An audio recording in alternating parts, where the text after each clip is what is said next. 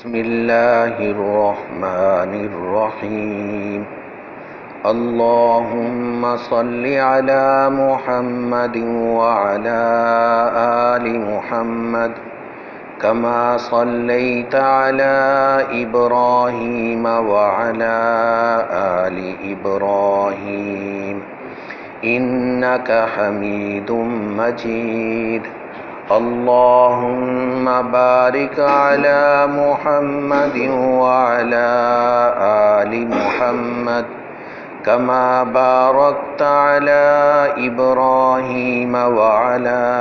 آل ابراہیم انک حمید مجید بالسند المتصل منا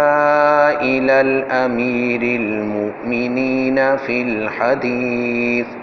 محمد بن إسماعيل البخاري رحمه الله تعالى باب قول النبي صلى الله عليه وسلم لا يمنعكم من سحوركم أذان بلال به قال حدثنا عبيد بن إسماعيل عن أبي أسامة عن عبيد الله عن نافع عن ابن عمر عن عائشة رضي الله تعالى عنها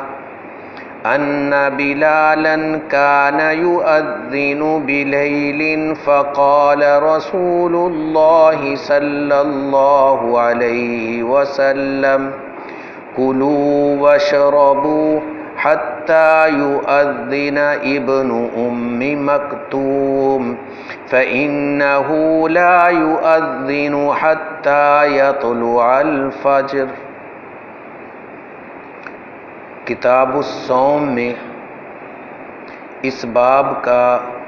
عنوان قائم کیا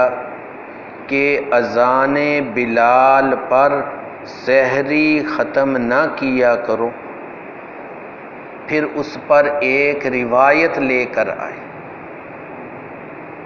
جس روایت میں بتایا کہ سحری کے ختم کا دار و مدار وہ صبح صادق پر ہے۔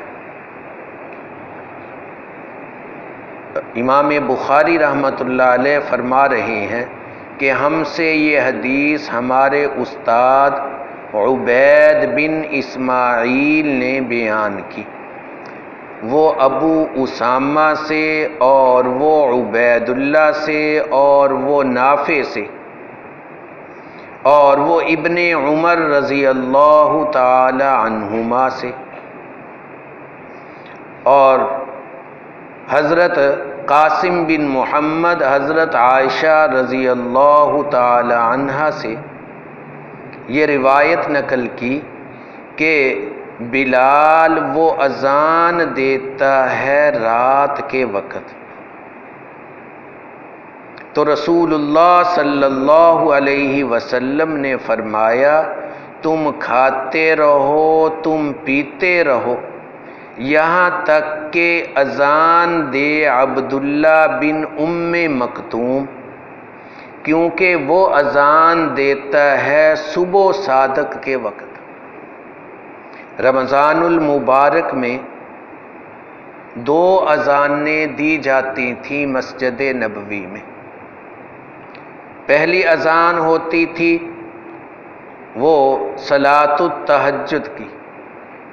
کہ جو سوئے ہوئے ہیں وہ بھی اٹھ جائیں اور اٹھ کر نفل پڑھ لیں، اور جو ساری رات ہی عبادت میں لگے ہوئے ہیں وہ بھی اپنی افطاری وغیرہ کا انتظام کر لیں، تھوڑا بہت 10-20 منٹ آدھ گھنٹہ انہوں نے کمر سیدھی کرنی ہے وہ بھی کر لیں۔ پھر دوسری اذان دیتے تھے حضرت عبداللہ بن ام مکتوم، یہ اذان ہوتی تھی صبح صادق کے وقت جس کو فجر کی اذان کہتے ہیں۔ تو آپ صلی اللہ علیہ وسلم نے فرمایا کہ یہ 2 اذانیں ہیں، پہلی اذان وہ صبح صادق کی اذان نہیں ہے۔ پہلی اذان کو تم صبح صادق کی فجر کی اذان سمجھ کر روزہ اور کھانا پینا بند کر لو، یہ ٹھیک نہیں۔ ہاں دوسری اذان جب عبداللہ ابن ام مکتوم دے اب فجر ہو گئی، تو اس اذان پر دار و مدار رکھا۔ یہاں پر اس روایت میں تو اسی طرح ہے، دوسری روایات میں اس کے برعکس ہے کہ پہلی اذان عبداللہ ابن ام مکتوم دیتے تھے اور صبح صادق کی رمضان المبارک میں دوسری اذان وہ حضرت بلال دیتے تھے۔ اصل میں یہ ان کا جو اذان کا نظام تھا وہ بدلتا رہتا تھا، اس لیے دونوں روایات اپنی اپنی جگہ ٹھیک ہیں۔ تو کبھی حضرت عبداللہ بن ام مکتوم پہلی اذان دیتے، دوسری عبداللہ حضرت بلال دیتے، اور کبھی اس کے برعکس ہوتا، اور کبھی دونوں کی اذانیں اکٹھی ہوتی۔ صبح صادق ہوتی تو صبح صادق کے وقت دو اذانیں دی جاتی، چنانچہ حرمین میں متعدد مؤذن بھی متعین رہے ہیں، تو یوں بھی ہوتا، اور کبھی یوں بھی ہوتا کہ ان کی اذانیں تو اپنے وقت پر ہی ہوتی، پہلی اذان حضرت بلال دے لیتے اور دوسری اذان کے لیے یہ پہلے ہی سیڑھی کے ذریعے اونچی جگہ چڑھ کر بیٹھ جاتے حضرت عبداللہ ابن ام مکتوم۔ تو بعض اوقات صحابہ کرام جب یہ چڑھنے لگتے تو ان کے بازو سے پکڑ لیتے کہ یہیں بیٹھ جاؤ، یہیں بیٹھ جاؤ، آپ کو کیا پتہ لگے گا کیا وقت ہوا، جب ہم کہیں گے پھر تم نے چڑھنا ہے اور پھر جا کر اذان دینی ہے۔ تو یہ کئی طرح کی روایات ہیں، ساری کی ساری روایات اپنی جگہ ٹھیک ہیں اور مختلف حالات اور واقعات کے اعتبار سے ہے۔ تو اصل آپ صلی اللہ علیہ وسلم کا یہ بتانا ہے کہ صبح صادق کے ساتھ دار و مدار ہے روزے کے وقت کے شروع ہونے کا۔ اذان کسی نے پہلے دے دی یا اذان کچھ مؤخر بھی کسی نے کر دی تو اذان کے ساتھ اس کا دار و مدار نہیں ہے، یہ آپ صلی اللہ علیہ وسلم سمجھانا چاہتے ہیں۔ حق تعالی شانہ ہمیں احادیث کی صحیح سمجھ نصیب۔